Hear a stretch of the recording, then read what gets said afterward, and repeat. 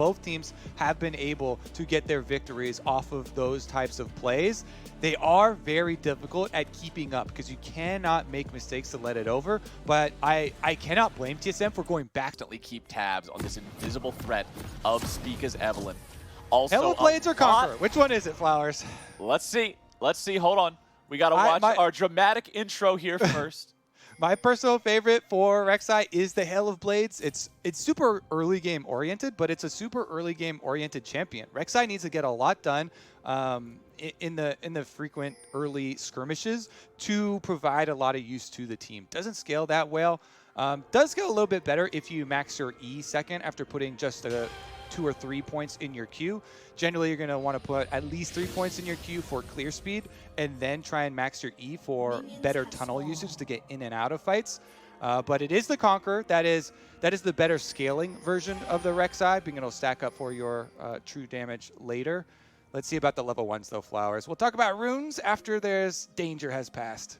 TSM, 4 grouped up here in the river.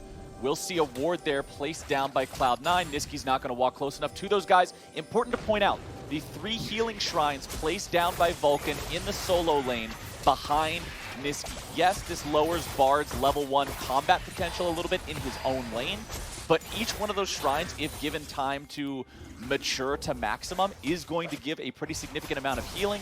All 3 shrines put together will give Niski a very nice edge here in this lane going up against Bjergsen's Twisted Fate, especially in that early melee versus ranged matchup. It'll help keep him topped off. You can see him just stepping back, picking up one of those health packs right now, playing it like it's ARAM.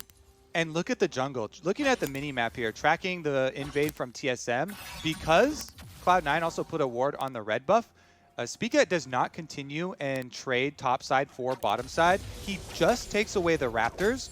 He then walked through mid lane, doesn't care that he goes over vision, to get to his red side and cut off Blabber from splitting the map and putting pressure on Broken Blade. He doesn't want to let him get behind Broken Blade. So the defensive ward in the river for himself and on the ramp there should try and accelerate this, but Blabber's headed right over level 3 to get behind him anyway. Oh, here we go. Licorice already using the flash, starting things off here against Broken Blade. Blabber's still looking for the way to get involved in the fight, but the turret shot will nearly kill Broken Blade itself. He's trying to get away, but he has to run into the Cloud9 jungle. Broken Blade has already used his flash. Niski with the flash to make sure the first blood. Blabber says, thanks, buddy, I'll take that. And it's first blood to the C9 jungle. So, with this setup, from home, we are not in the game, so I can't see the in-game chat, but I can hear the noise. After that kill, I just heard 3 chat box noises go off, and I can only imagine what went on for Cloud9 with Blabber getting that kill. But here's Broken Blade. He flashes away. He's thinking maybe I could make it all the way deep into Cloud9 territory to try and go for an execute, but Niski started roaming over early, and because there's a blast cone there still, he's able to get in range to flash for it.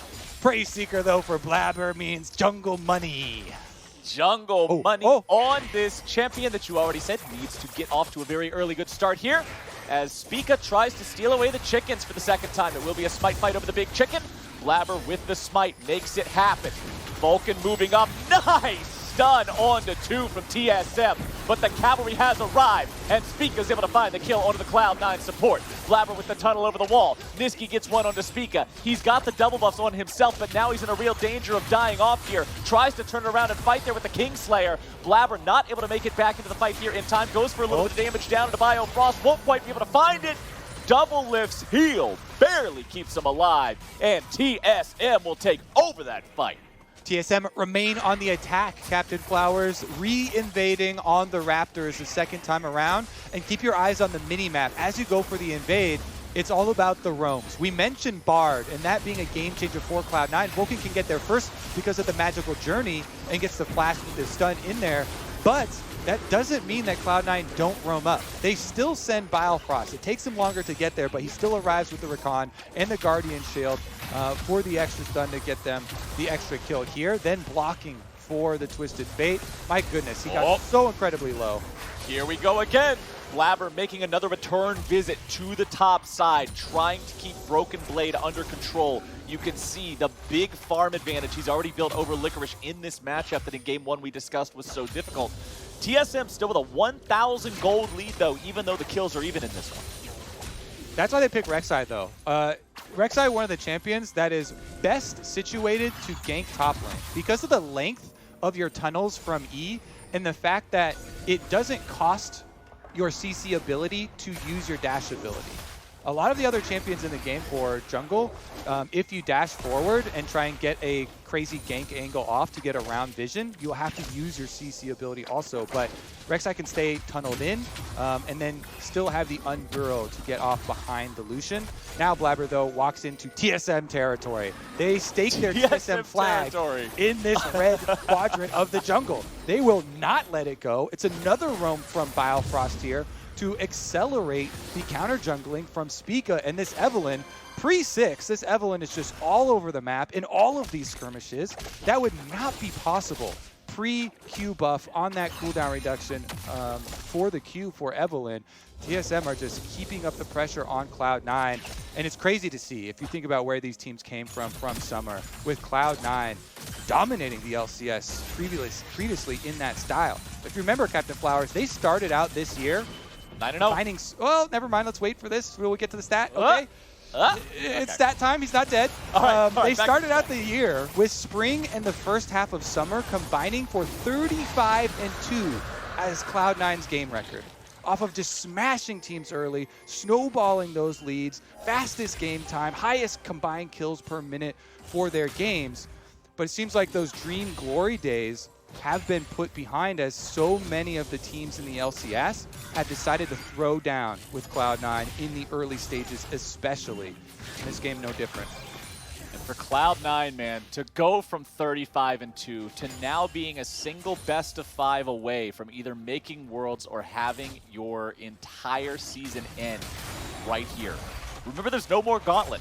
The Gauntlet gods don't get a chance to ascend to their throne. This is as close to a Gauntlet as you're going to get here in the lower bracket of playoffs with this new format.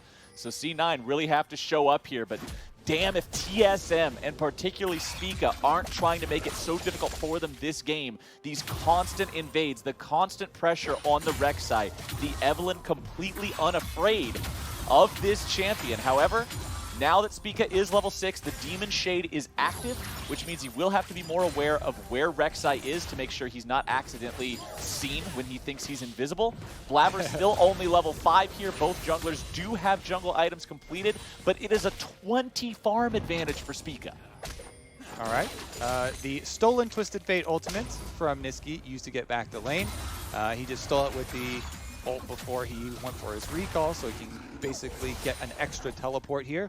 That does mean TSM with a move timer, though, because Bjergsen could shove in the wave. Evelynn's so good at diving. Here we go. The charm ready to go. Chain CC it together with the gold card, and Spica cashes in before Blabber is able to do anything about it. Spica still has the last caress ready. Remember, not only a powerful execute, but an even more powerful aggro drop. Blabber can't do a damn thing. Broken Blade takes the kill. Spica gets himself away with that ulti I was talking about, and TSM have themselves a 5-3 game and a 2,000 gold lead. Coming out bottom side, Sven down to 300 HP. Vulcan trying to fight this one here a little bit, but Sven has to keep on running. Vulcan there on the front line, but Cloud9 losing out pretty significantly in this 2v2. This is the reason why the early game has been such a determining factor for this series. When you can draft and have your pushing lanes get the Evelynn multiple invades before level 6, then it's just a crazy accelerated Evelynn. You see, Spica is the same level as the Cloud9 solo laner there. Licorice is 7, Spica is also 7 here with the Evelynn. He didn't have to use his ult on the dive, so then he could use it in the next fight through the jungle. Here they're going to try and contest this Rift Herald, though Spica in place. Rek'Sai's above ground, so didn't see him. Looks like we might have got one Tremor Sense there. Blabber's still trying to hang around. We'll be able to secure it. But now with the damage coming out, it's jungler for jungler being traded away. The reinforcements have arrived here for both sides. Flash over the wall. Niski continuing to chase after Biofrost. He has the stolen last caress. Give him a kiss on the cheek. See you later, buddy. Niski takes that kill, gets himself up to 3-1-1 here on the Sylas. Now joining Licorice here in the top lane, going after Broken Blade. Haymaker comes out, looking to find a little bit of damage as well as the shield.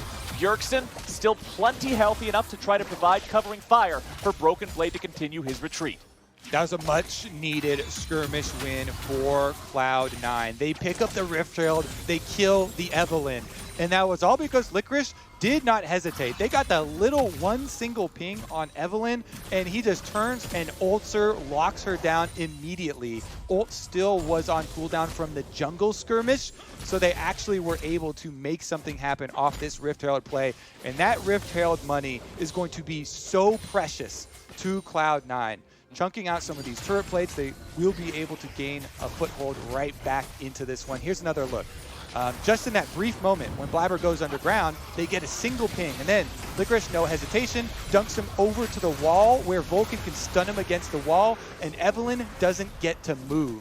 So even though more members show up there for TSM, Cloud9, because they coordinate so well, dunking the Evelynn into the wall, into the Bard stun, immediately killing him, they're able to chase down the extra one there and fight their way back into this game. TSM still with a 2,000 gold lead in their hands, as they've been able to keep up the pressure in their lanes with their winning matchups. And Evelynn, she plays off winning lanes so well because when you push enemies under tower, you set them up for those devastating Evelynn tower dives. She can go in, get her full burst combo with double Q spams plus your E, and then still get your R execute, allowing you to drop tower aggro and get to safety. The tower aggro drop plus execution is just the ideal jungling tool for those dives you're talking about. TSM did already secure themselves first Drake of the game. Second Drake is now live. Spica's in the bottom lane, but Cloud9, unless they have Blabber nearby, have no way of being knowledgeable about that. Doublelift will step up and make sure he clears away the control ward, so Spica's not revealed by that one. Now that they know that that's taken care of, Spica can move through here. Once again, still completely unknown to C9. They must, however, expect that he's nearby with their opponents starting the Drake up. Spica is going to be nearby to smite this one. Blabber and Vulcan ready to go for it. However, the Drake is going to be secured as Blabber takes the tunnel over the wall. Spica with the last caress just to disengage. TP coming in from Broken Blade. Just a slight mistiming meant TSM was able to grab that Drake before C9 made their move. Yeah, and Cloud9, I think the plan the entire time for C9 was not fight there. I think the plan the entire time was, okay, we'll go for the steal. You know, if we get it, great. If we don't, you know, we don't. Flash out Blabber.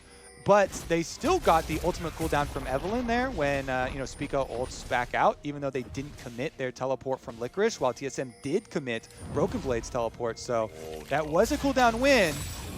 I don't think it's going to matter too much here. Licorice is in some serious trouble. Spica with the follow-up, Bjergsen with the kill, and that is easy money in TSM's pockets. And he gets the push on a tower with exposed plates here. Oh my goodness, dream scenario. They get the kill. Another turret plate here for Broken Blade. Spica's actually hovering to see who's going to come defend this. And there's almost, look at the timer on the scoreboard, on the Rift Herald that Blabber picked up. That Herald that C9 fought for earlier is about to expire. It's going to be summoned up here in the top lane now by Blabber. They want to try to shepherd this in and make it charge right before those plates expire. Just try to get some sort of value out of it. 20 seconds, Shelly, get in there! They have Vulcan here, they have Blabber here. They need to get Shelly in range. Shelly, stop skipping leg day, get over there! She's there, plenty of time to spare. Right. They cash in all the turret plates, plus the tower bonus for themselves. That is first tower to boot Captain Flowers, as Cloud9 are able to make that objective work. Yeah, the timer was running pretty low, but they made it happen by bringing Vulcan up there, gave him the extra manpower they need to make sure Shelly was shoved up, got the extra plate money, and the turret down. Cloud9 closing this game down to a 1,000 gold gap, but TSM still commands the lead. Honestly, 12 kills between the teams at 14 minutes is pretty bloody by LCS standards.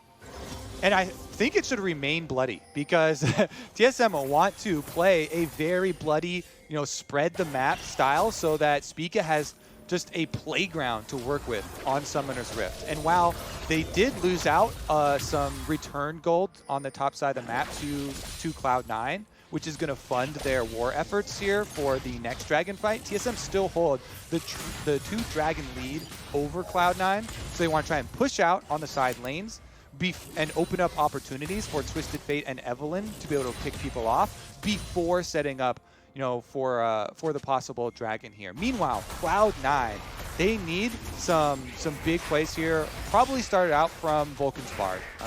Tempered Fate is going to be one of the big tools that Cloud9 actually can use to turn this style around on TSM. If you can land that, the setup is so big. That Tempered Fate can make or break any kind of a game, but especially a game like this, man, where it's like the tool. Oh, there's just all the weight of the world on Vulcan's shoulders here in this game. Game number 2, his Tahm Kench performance was exactly what C9 needed to make sure they got the win. And here in game number 3, they have so much faith in him on this Bard. TSM with about a minute and a half to go until that third dragon is alive. Spica also still prowling around here on the Evelynn. 119 farm, more than both top laners. There has been so much of a mess around the top lane. Both of the top laners' farms, is around solo queue level. It's pretty bad. 105 versus 96 is just not what you expect in a professional game. So neither one of these two are at the mark that you would expect them to be at. Doublelift trying to retreat away from Sven, but with Blabber and Niski both showing up, I don't think Doublelift is going to be going anywhere except back home to the fountain. Money in Cloud9's pockets. It's 4-1 now for Niski in this game on the Sylas. Might just be the man who has to carry here in these team fights. And just again, like game number 1, yes, TSM, Doublelift gets picked off on top side. Cloud9, good job on attacking one of the pressure points. You see the other 2 pressure points gaining some tower damage. Bottom side actually died. There's the Tempered Fate. Tempered Fate onto Bjergsen. Licorice goes for the phase breaker immediately thereafter, but now TSM are looking to save their mid lane if they can. Biofrost with some nice CC coming through. Niski barely going to be kept alive. Vulcan and Sven still looking for a little bit more. Broken Blade with the culling over the wall. Everybody from both teams walks away alive. I honestly thought for sure Bjergsen was going to have to blow his stopwatch, but they get him out without even having to use that cooldown. Flashes out in the end, and TSM are able to save their mid laner from the C9 attempt here. Plus, Broken Blade pushed that minion wave all the way into the bottom tower. Okay, Biofrost slips his way out. Yeah, he's getting a little frisky.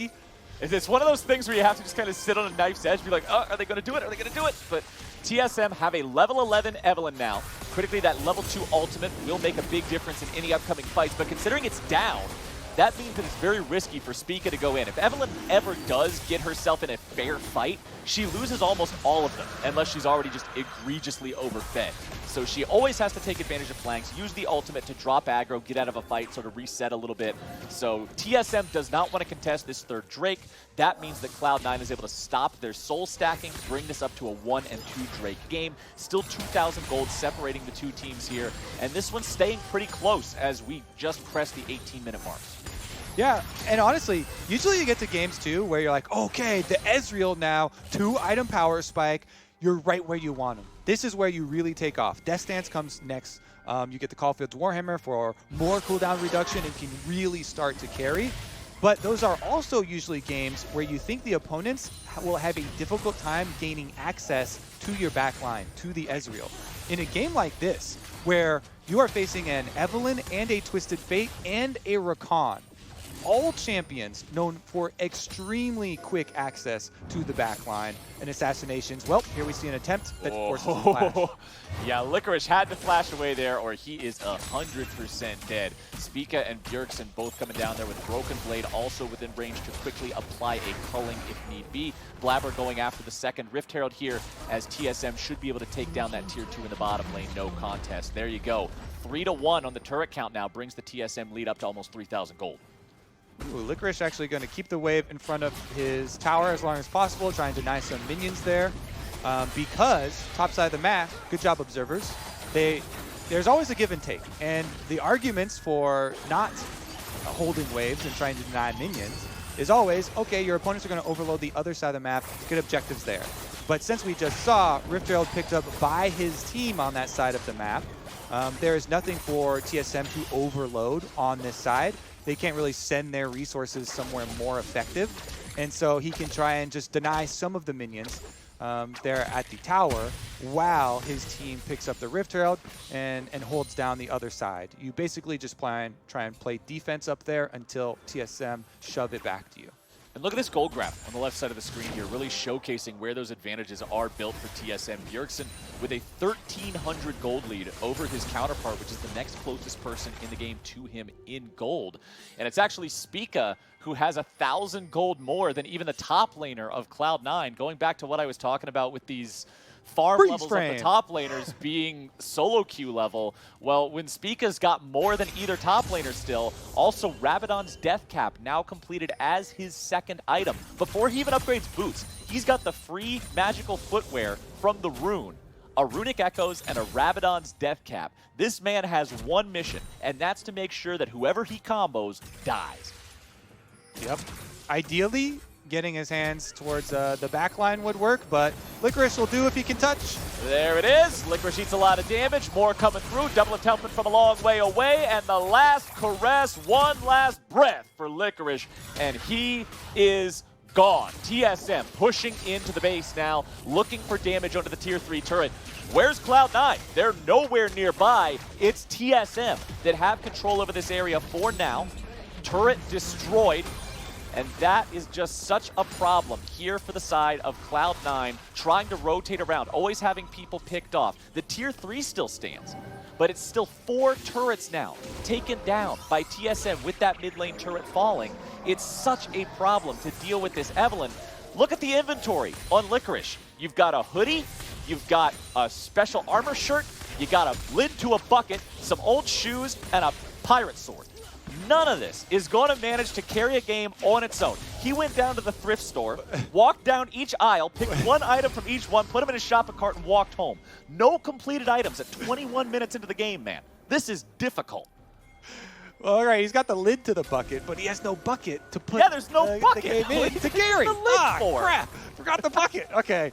Honestly, your point really does stand, and if we widen the conversation to TSM throughout the season and what the biggest differences have been from then until now within playoffs, within these improvements, is their handling of this mid-game scenario. Now, again, they set up with a lot of early game leads in the regular season and fumbled them in the mid-game. But, well, let's see if Biofrost fumbles anything right now. Riftfield activated by Cloud9 as they try and push. In this game, though, and in this series, TSM have done so good in the mid-game to continue to assassinate members of Cloud9, but here we go on Spica.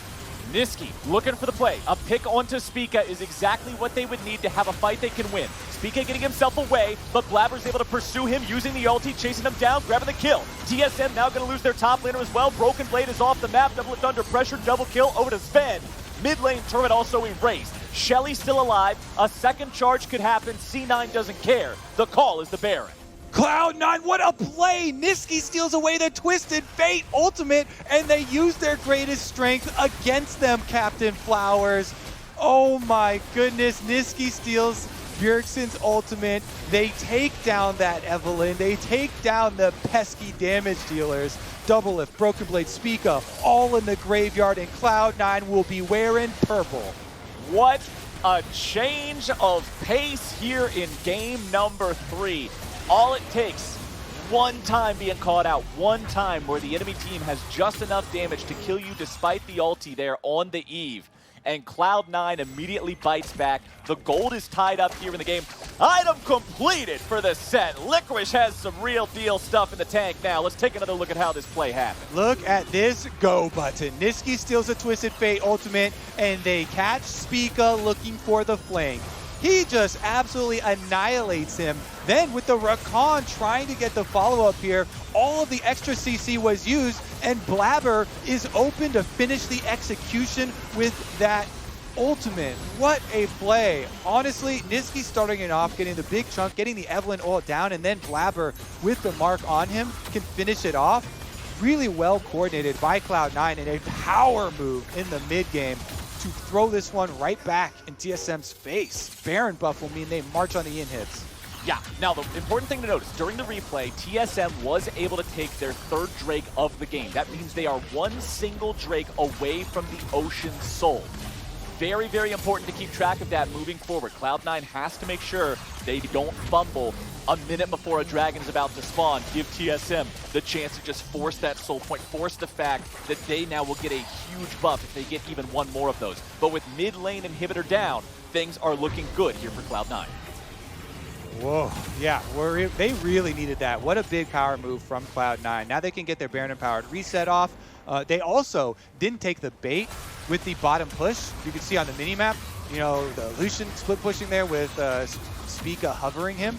That has to be something that you keep in mind the entire game. So dangerous to go after those split pushers, and why Evelyn works so well in those types of drafts. So much on the line here in game number 3 with this series already tied up at 1-1. Anybody could still win this one. Less than 1,000 gold separates the teams. Sven with that QSS to get out of any CC that might show up. And when we're talking about CC, look at Bjergsen. 7 out of 8 kill participation here on this Twisted Fate. 4-0-3, yet to die. Medjai's Soul Stealer for all the confidence in the world. Rapid fire cannon so we can get those very long range gold cards. The pick potential is real here for TSM. But C9 also have a lot of ability to punish if TSM goes in an uncoordinated or slightly sloppy manner. Also look at the Evelyn. After Sorcerer's Shoes are completed, Null Magic Mantle, the next item in inventory. So not any more direct kill power coming out here just yet. Sven with the Arcane Shift ready to go, expecting some sort of trouble out of that brush. Bard ulti's not going to find anyone there, so that big engage mechanism is down on the side of Cloud9. Spica hanging out over the wall. Yes, he's on top of a ward. No, it doesn't matter. His name is Evelyn. Redemption called down, keeping Cloud9 nice and healthy. Blabber looking for a little bit of something here. Biofrost getting himself back away. Niski going golden. TSM on the retreat. Bottom lane tier 2 turret falls. TSM backing away. Cloud9 will take the objective and back off. And in that, you see the importance that C9 put on protecting their flanks. They know that there are so many ways in for TSM. If a Rakan-Evelyn combination ever gets to your back line, a Senate ult comes down over the top. Bjergsen can go in with Twisted Fate ultimate. They can annihilate your damage dealers. And yet C9 do such a good job of protecting themselves here. Licorice with the kind of garage sale that you talked about did go for the full adaptive helm as his first item. I like the completion of your first defensive item. Now he's looking to complete his Blade of the Ruin King though. There are no like health stacking tanks on the opponent's side, so it doesn't have a lot of the on-hit damage. But the active's definitely decent. I personally would have liked to see him on like more full tank going that way, because Cloud9 have plenty of damage, but still serviceable here. Meanwhile, your Sylas scales so incredibly well. Niski is almost level 16 now for max rank ultimate Sylas. Oh, scary. And man, the buffs that were aimed at Sylas 4 or 5 patches ago were about scaling stats for him as well. So he's in a very good spot to really run this Cloud9 comeback home for Niski. You need to continue to watch out for his steals on the Bjergsen ultimate. Twisted Fate being a very good surprise factor if you can pop that and find the flanks that TSM are trying to enact while they're trying to get into position for them. They can have a really good counter engage. Also, very important item completion a little under a minute ago. Death's Dance done for Sven. Not only does this item provide a plethora of stats that you want on just this champion in general, but the ability to make it so you don't take as much upfront burst, very effective and very well could be the difference between dying and staying alive against the burst that can come out from the likes of Bjergsen and Spica. Now, Cloud9 control this Dragon Pit for now. Remember what I mentioned earlier. This is soul. Go for it. TSM get it. The teleport's coming in. Licorice and Vulcan looking for the chance to go in. There they go. Licorice in the middle, using the Haymaker, keeping himself alive. Spica looking to get away, but the damage comes through, and Niski will use the last caress onto Spica. A stolen ult to take him down, as Niski is now in the front line here yet again, trying to kite away, but Bjergsen deals him a losing hand. Licorice tries to fall back now as well, but TSM have a 4v3 and a path to the Ocean Drake. TSM, what kiting there? Bjergsen stunned! Oh, Bjergsen is going right back into the fight. He is not done yet. Vulcan barely getting himself out. Sven, the only damage dealer here left alive. TSM making it happen. Bjergsen yet again. This man does not stop for TSM. And that is going to be Soul unless there is a miracle from Blabber. He doesn't even have Smite. It would have to be a Prey Seeker over the back of the wall. No way. Biofrost is on guard. No way. Making sure nothing can get inside the pit, and TSM will claim the Ocean Soul. Wow, if you watch these fights too, they have definitely practiced these full damage compositions. Look at the kiting, even after the opening here. So Cloud9, they get the dunk in there from Licorice. The Bard ultimate actually on the Rakan, not the best, kind of delayed there, but we see the power of the Sylas when he goes back in. Niski, they do get the first kill onto Evelynn, but then the snare. Senna snare lands, and all the ranged champions can focus fire here. Broken Blade dashes to the side. TSM pick up the extra kill. Double Lift landing the slow there as well, but Bjergsen flashing in for that gold card with the extra range, chasing down the kills and forcing the extra one here for TSM. Cloud9 may have made that big mid-game comeback to get Baron from themselves, but TSM now wearing Ocean Soul. C9 not done though, they're starting it up again, Clayton. Bjergsen, he's just such a damn good League of Legends player, man. TSM staying in this game. They got themselves that Ocean Soul. Cloud9 staying on the Drake. Spica knows he could possibly steal this one away. Cloud9, do you want to try to burn it? Do you go for the 50-50? Flash ult? Is that the most winning play here? Broken Blade goes for the calling. Spica over the wall. Baron goes over to Cloud9, but now what about the fight? Damage coming through, and Double grabs the kill onto Vulcan. Licorice stuck in the pit, no way out, has to die as well. Double kill over to Double Lift, as Niski's stuck on the other end of the wall, uses the last caress, getting himself away. Teleports, backs I should say, coming through from Cloud9 as Niski tries to escape. He's in a 1 versus 2. He goes for some of the damage here onto Spica. Needs a little bit more, tries to buy time with the Zhonyas, but time is not for sale, my friend. Bjergsen is godlike. TSM kill 3 players from Cloud9. Blabber and Sven still have the Baron. Oh, I need to watch this in slow-mo because Evelynn is actually amazing at stealing Baron's flowers. If you put your charm on it first, you flash in, you get execute ult damage. He even got his Q damage there too. Smite goes down. Blabber gets the smite as Licorice ults Spica into the back of the pit. He did not get to ult first. He did not get the ult combination damage that he was looking for there, because Licorice makes the heads-up play going for him, and Blabber lands the smite. That saved what could have been even more devastating for Cloud9.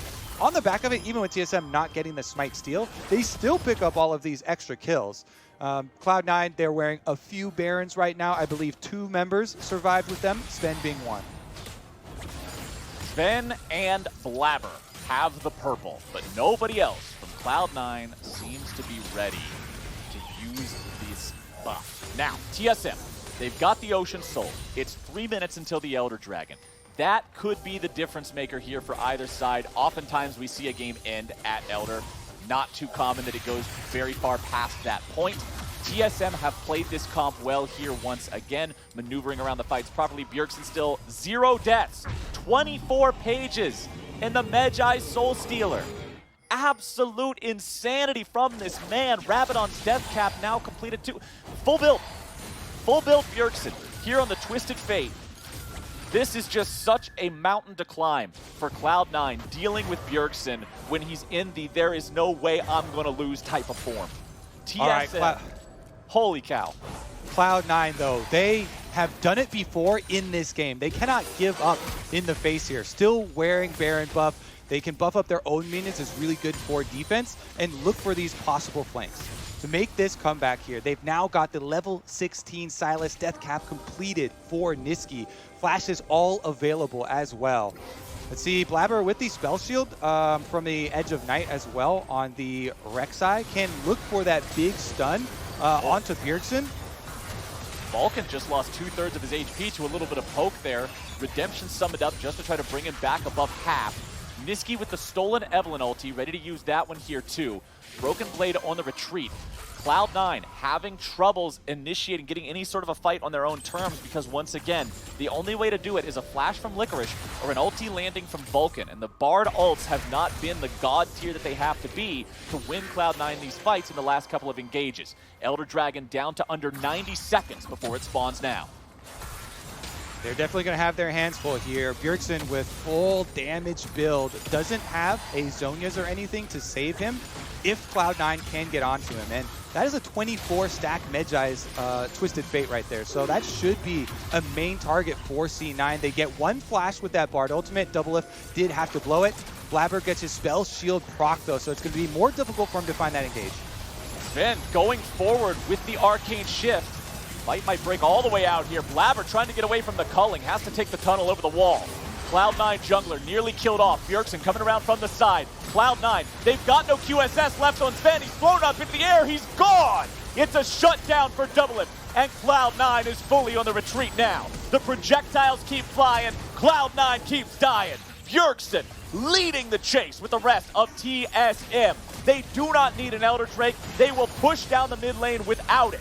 5 men strong. The inhibitor turret is the target. Broken Blade is the first one to the scene, and TSM will bulldoze through these structures. Nexus turrets in their sights. It's Niski, Vulcan, and Blabber in a 3v5 to hold the game and prevent the TSM win. Redemption summoned up, now going to be called down, but Niski's already out of the picture. Blabber into the back, but he won't do a thing. It's a double kill for Broken Blade, and TSM, with nearly the same comp that they won game number 1, will take the game number 3 victory and bring us to match point. The improvement from this team, Flowers, is so crazy to see in this game. TSM playing so